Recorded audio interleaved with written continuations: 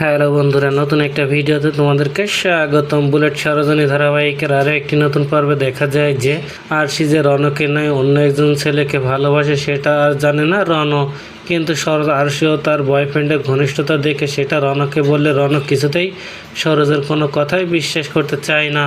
এদিকে রণ সরোজকে দোষারোপ করছে আর বলছে তুমি আরশিকে ভুল বুঝি এই বাড়ি থেকে সরিয়ে ফেলেছ, আর তাই আরশির জায়গায় আমি তোমাকেই বিয়ে করব।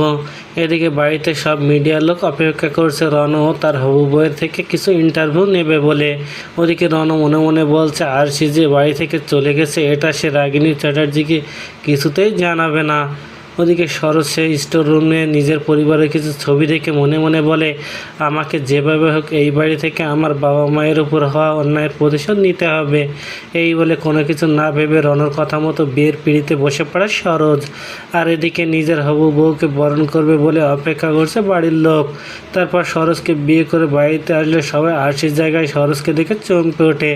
আর বাড়ির ভিতর থেকে সেখানে এসে আরশির জায়গায় বউ বেশে সরোজকে বরণ করছে দেখে অনেক রেগে যায় রাগিনী চ্যাটার্জি।